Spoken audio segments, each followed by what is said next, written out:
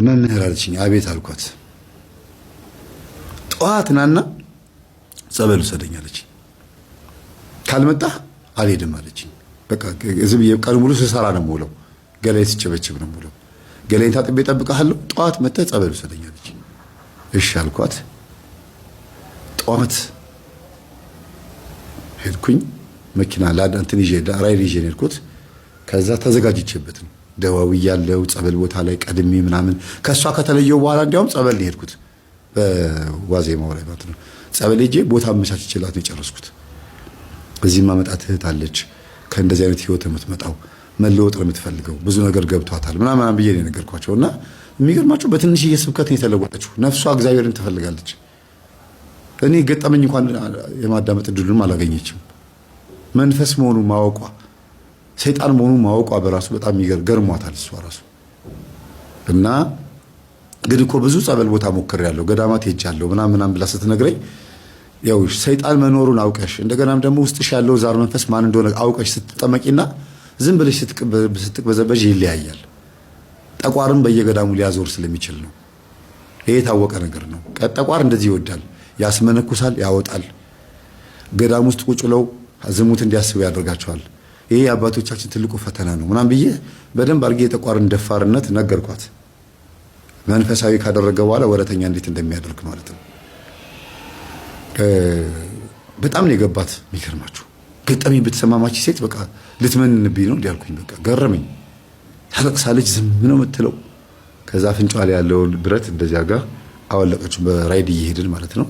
አወለቀችው፣ በመስኮት በኩል ጣለችው። ብስ ነው የተበሳ ነው። እና ምንም አላወራንም።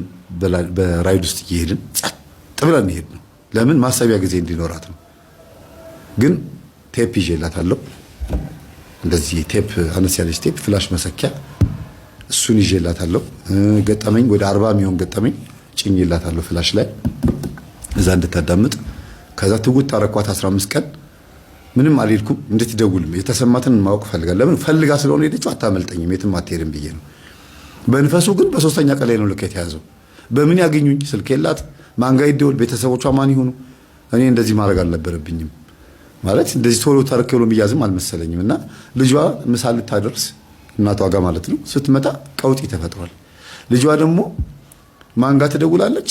ቸርች ፓስተሩ ደግሞ ልጅቷ ጋር እቺ እኔ የተቀየረች ኦርቶዶክስ ልጅቷ ጋር ደውሎ አረ መምህርሽን ሂድ በይው ልጅቷ እዛ ጸበል ቦታ ላይ ቀውጢ እያደረገችው ነው ምናምን ነው ይላታል።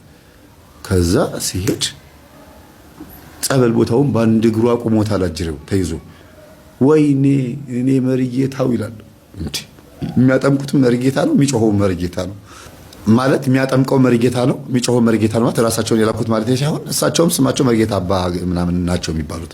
እዚህ ጋር ስትመጡ ደግሞ እኔ መሪጌታው እኔ ጥበበኛው እንደዚህ በቀላሉም አልያዝም፣ እሰራላታለሁ፣ መጣሁልሽ፣ በባስ ተሳፍሬ እየመጣሁልሽ ነው፣ 2 ቀን ቢቀረኝ ነው እመጣልሻለሁ፣ አሳይሻለሁ፣ ቤትሽን ነው በእሳት ማነደው ምናምን እያለ ይዝታል። ስለዚህ ሴተኛ ዳሪ ሆነ ከምትሰራው ገንዘብ ላይ የምትልክለት ሰው አለ ማለት ነው። ይናተ ልብ መልስ ብዬ ግንባሯን መትቼ ይቅርታ አካልሽን ሸጠሽ ከዛ በኋላ ብር የምትሰጪው የምትልክለት ሰው ነበር ሰው ጊዜ። አዎ መምህር አሁን አቆሚው ካቆምኩኝ 1 ዓመት ሆኖኛል፣ እንዲያውም እየጮህብኝ ነበር አለች። ለምን እንዴ እንደዚህ እኮ ገንዘብ ቢዝነስ በቢዝነስ ገበያ በገበያ ማድረግሽ እኮ እኔ ነኝ፣ ወንዶች እንዲወዱሽ ማድረግ እኔ ነኝ፣ ብር አትልኪም ይለኛል። እምልክለት ግን የሚጠቅም ብር አይደለም። 200-300 ብር። ሰውዬው እኮ የሚገርም ቤት ውስጥ የሚኖር ሰው ነው። ያቺ 200 ብር እንደ ግብር ሆና ተቆጥራ፣ ያቺ 200 ብር እላዋ ላይ ያለው መንፈስ ለሰውየው ብር ስትልክ እንደ ግብር ነው። በቃ ብቻ እሺ ብላ መገበሯ እንዲታወቅ ነው። አይገርማችሁም? ገጠር ውስጥ ያለ ሰው እሷን እንደዚህ ካደረገ ስንቶቹን ሴተኛ ዳሮች እንደዚህ አድርጓል። በጣም ይገርም ነው። በአመት አንድ ጊዜ አረቄ ከሱ ትወስዳለች። ያቺን አረቄ አትጨርሳትም። አዲስ አረቄ ስትገዛ ከዚህ ካመጣችው አረቄ ላይ ጨምር ነው የምታረገው። ያን አረቄ የቀመሰ ወንድ በሙሉ ሁሉ ጊዜ እሷ ጋር ይመጣል። የሚገርም ነው። እና በዚህ ልክ ገለዋንም እየሸጠች ለዝሙት ወንዶችም እንዲመጡ እየሳበች እንደገና ደግሞ ምን ሆኜ ነው ብላ በየገዳማቱ ስትዞር ቶሎ አለመዳኗ ምክንያቱ አሁን ገባችሁ? እየሸጠች ነው። ጸበል ቦታ ትጠመቃለች። ምን ማለት ነው? ገሏንም ትሸጣለች፣ አረቄም ትሸጣለች። ስራዋን ሳታቆም ገዳም ለገዳም ብዙ ቦታ ዞርኩኝ ትላለች። ምስኪን ናት በጣም እና ጥንቅቅ አድርጎ እንደ ወይን ጠጁ በሰርግ ቤት በተደጋጋሚ ማስተምረው ጌታ ሆይ የወይን ጠጅ አልቆባቸዋል እባክህን ስትለው ጌታ ድንግል ማርያም ጊዜ ገና አልደረሰም ማለት ምን ማለት ነው? ሰዎች የጠነሰሱት ሰዎች የበጠበጡት የወይን ጠጅ ሰዎች የሰሩት የወይን ጠጅ ያ ሰው የሚሸተው ማለት ነው። ያ ብጥብጡ ውሃ የሚለው አላለቀም ነበረ።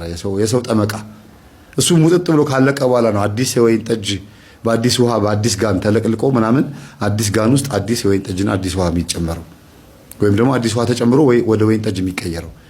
ህይወታችንም እንደዛ ነው መሆን ያለበት። ጨርሰን ኃጢአትን ትውት አድርገን ንስሐ ገብተን ነው ከዛ ለውጠኝ ፈውሰኝ ስንለው የሚለውጠን።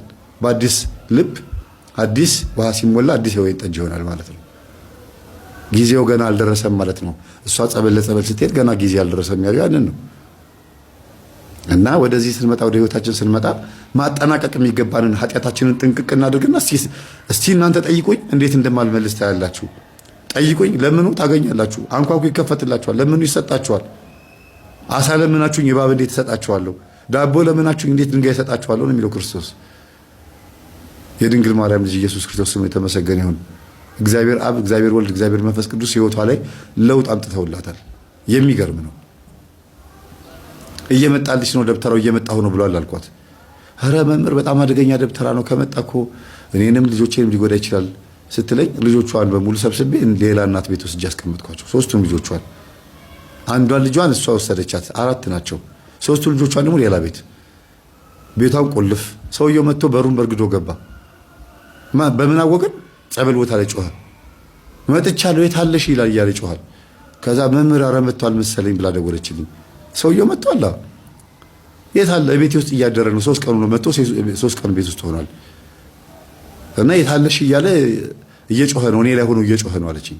አይገርማችሁም? ጸበል ቦታ ላይ የተያዘው ሰይጣን ሰውየው መምጣቱንም እየተናገረ ነው፣ ቤቷ እንዳደረም እየተናገረ ነው። ከዛ ሄድኩኛ ፖሊሶች ይዤ ሄድኩኝ፣ ድንገት ችግር እንዳይፈጥር ብዬ። መቼም ደብተራን ለመያዝ ፖሊስ አይደለም የሚያስፈልገው፣ እግዚአብሔር ቃል ነበረ። ግን ሄድን። ምን እያደረጉ ነው አባ አልኳቸው። ደግሞ በእድሜ እኮ ገፋ ያሉ ናቸው። ምን እያደረጉ ነው አባ አልኳቸው። ምን እያደረጉ ነው? ቤቴ እኮ ነው ይሄ፣ እርሶ ቤት አይደለም የገሊት ቤት ነው። እሷ ደግሞ ጸበል ቦታ ላይ ነች ያለችው። ስትጮህ ደግሞ ይኸው እንደዚህ ብላ እየጮኸች ነው ብዬ አሳየኋቸው። ድፍረት ራስ መጣህ ደግሞ አሉኝ። ወይ እኔ ነበር የሚፈልጉት እሷ መስሎኝ አልኳቸው። በላ እንግዲህ ጥበበኛው ሰውዬህን እንግዲህ ንገረውና እንግዲህ እንፋለማለን አለኝ። አይ እሱ ችግር የለውም የማይያዝ ሴጣን ካለዎት ላኩ። እግዚአብሔር ካዋረዳቸው አጋንንቶች ውስጥ በእግዚአብሔር ኃይል የማይያዝ ሴጣን ካለ ላኩት። ይኸው እዚህ ቁጭ ብያለሁ አልኳቸው። ከዛ ፖሊሶቹ መምህር ምንድን ነው ጦርነቱ አሉኝ። አይ እሳቸው መተት ያደረጉባት ሴተኛ ዳሪ ጸበል ቦታ እየጮኸች ነው። እሳቸው ደግሞ እዚህ በርግደው ነው የሰው ቤት ነው በርግደው የገቡት አልኳቸው። ይሄ እሳቸው ቤት አይደለም አሉኝ። አዎ ናውጣ አሉና ጎትተው አስወጡ። ኋላ ነግሬያቸዋለሁ ችግር እንዳፈጥሩ በራሳችሁ ላይ አሉ። ናውጣ እባክህ ና አሉና ጎትተው አስወጡት። ከዛ እዛ ድንጋይ ላይ ቁጭ በል። ከዛ ደውለው ዲፌንደር አመጡ፣ ካቴና መጣ፣ ታሰረ። ጣቢያ ሄድን አብረን። ኢንተርቪው ያደረገ ቪዲዮ ሁሉ ቀርጫለሁ። ኢንተርቪው ያደረገ ከዛ ምንድነው የሰው ቤት ሰብረ የገባኸው? ሰብረ ስለገባ ትታሰራለህ ተባለ። ኳርጉትና እንተያያለና እሱ የምታስፈራራው ነገር እዛ አስፈራራ ሄድና እኔ አልፈራህም። ልባም የሆነ ጴንጤ ነው ፖሊሱ፣ እያላወኩትም ጴንጤ መሆኑን። በኢየሱስ ስም የተሰበረ የተመታ ይሁን አንተ ምናምን አለው። ጴንጤ ስምሽ ነው እንደዚህ ልብ የተሰማሽ አልኩኝና ከዛ ቆይ አንተ አትቸኩል፣ ሰውየው ሙጣምጣም ነው፣ ቆይ ችግር የለም አልኩኝና እንዴ የያዘው ያንተን መንፈስ የያዘው የእግዚአብሔር ኃይል ነው። ጸበል ቦታ ላይ የድንግል ማርያም ኃይል ነው። ቤተክርስቲያኑ ድንግል ማርያም ናትና የድንግል ማርያም ኃይል ነው የያዘው። እኔ አይደለሁም። ታማ ሄደች፣ ልትጠመቅ ሄደች፣ ተያዘ። ምን አድርግ ነው የምትለኝ አልኩት። እና አሁን ከቻልክ ለምን አታስፈታቸውም? እዛ የታዙትን አጋንንቶች ይታያል ያልኩት ያለ ምክንያት አላስቀመጡትም እዚህ። ይሄ መምህር ግርማ መቅጠሪያ ነው፣ እሳቸው የባረኩት ነው። በእርግጥ የወይራ እንጨት ነው ይሄ፣ ለእናንተ ለማሳየት ይሄ ነው እንጂ ያኔ የነበረው እሳቸው ነውና ይታያል። ይሄ በስመ አብ ወወልድ ወመንፈስ ቅዱስ ብለው ባርከው የሰጡኝ ነው። በዚህ ነው በአንድ በዚህ እናንተ በምትልቁት በ20 ብር በ30 ብር መቁጠሪያ አንዴ ሲጀለጥ ነው ዋይ ብሎ ጮኸው። እሺ ከዛስ ተያዘ በቃ። በዚህ የሚያዝ አጋንንት ልከህ ነው ደግሞ ኋላ ነገር ያለው የምትለው እንዴ? አያርፉም እንዴ አልኳቸው። አርፈው አሁን ወደ ሀገሮት ይመለሱ። እዛ ሆኖ ይላኩ ችግር የለውም። እዚህ ከሆኑ ችግር ውስጥ ነው የሚገቡት፣ ይታሰራሉ። አንድ ሌሊት እዚህ እንዳያድሩ አልኳቸው። ሄዱ ብን ብሎ ጠፉ። ይኸው እስካሁን ምንም አልሆንኩም። እግዚአብሔር የተመሰገነው። ብን ብሎ ነው የጠፉት። ከእሷ ጋር በዝሙት የሚወድቁ ናቸው። በኋላ ስሰማ ደግሞ ይቀድሳሉ ሄደው። እግዚአብሔር ይገስጸው። እንዲህ አይነቱ መንፈስ ይመጣሉ። ብር ከሌላት ተኝተው አብረው ተኝተው ይሄዳሉ። ለቆባ አይጨነቁ። ለምን አይጨነቁ? ዝም ብለው መጥተው ተኝተው ነው የሚሄዱት። በኋላ ምን እንደሚባለው አጎቷ መጣ፣ አጎቴ ነው ሰላም በሉት ነው የምትለው። ታዲያ ይሄን የመሰለ ቄስ አጎት እያለሽ ለምንድን ነው ከዚህ ኃጢአት የማያስወጡሽ ምናምን ብለው ጓደኞቿ ሁሉ ይስቁባታል። አጎት እንዳልሆነ ያው በተወሰነ መልኩ ይገባቸዋል። አይ ደብተራ ስለሆነ ሊያግዘኝ ነው የሚመጣው ምን ችግር አለው ትላለች። ሌሊቱ ሙሉ ግን ያው ችግር ሲፈጥር ነው የሚያድረው። በጣም ይገርማል። እግዚአብሔር ይገስጸው እንዲህ አይነቱ መንፈስ። ተው ግን አባቶቻችን ተው፣ ይሄን ነገር ተው፣ አቁሙ፣ ተው። ለዚያው ደግሞ አዲስ የመጣው ነገር ደግሞ ምንም ሳይፈሩ ቆቡን እንዳደረጉት ሴተኛ ዳሪ ጋር አረቄ ቤት፣ ቢራ የሚጠጣበት ጭፈራ ቤት ገብተው ደግሞ እንደፈለጉ የሚሆኑት ነገር ነው። ትንሽ አሁን ደግሞ ግራ የሚያጋባው ኧረ በስመ አብ! ኧረ ተው ግን፣ ኧረ በእግዚአብሔር ተው። ቤተክርስቲያን አታሳዝናችሁም? ቅብአትና ጸጋም ከሆናችሁ እኮ እግዚአብሔር ይፈርድባችኋል እኮ። የሌላ እምነት ተከታይም ከሆናችሁ እግዚአብሔር ይፈርድባችኋል እኮ። አንድ ቀን ትዋረዳላችሁ። ይኸው እየተዋረዱት ያሉት አብዛኞቹ እኮ የሌላ እምነት ተከታይ የነበሩት ብቻ አይደሉም። በገንዘብ በኩል የሰከሩ፣ በዝሙት በኩል የሰከሩ፣ በአስማት በኩል የሰከሩ፣ አብሾ ያሰከራቸው ናቸው እየተዋረዱ ያሉት። አንድ ቀን እኮ አለ፣ አንድ ቀን የማይቀር ነው። አስራቱንም ገንዘቡንም ወስዳችሁበት አትቀሩም። ተማሪዎቻቸውንም መናፍቅ አድርጋችሁባቸው አይቀርም። እግዚአብሔር ይበቀላል። በእናንተ ምክንያት ስንቱ መናፍቅ ሆነ። በዘማዊነታችሁ፣ በገንዘብ ወዳድነታችሁ፣ በቸልተኝነታችሁ ስንቶቹ መናፍቅ ሆኑ። ስንቶቹ ከቤተ ክርስቲያን ወጡ፣ ኮበለሉ።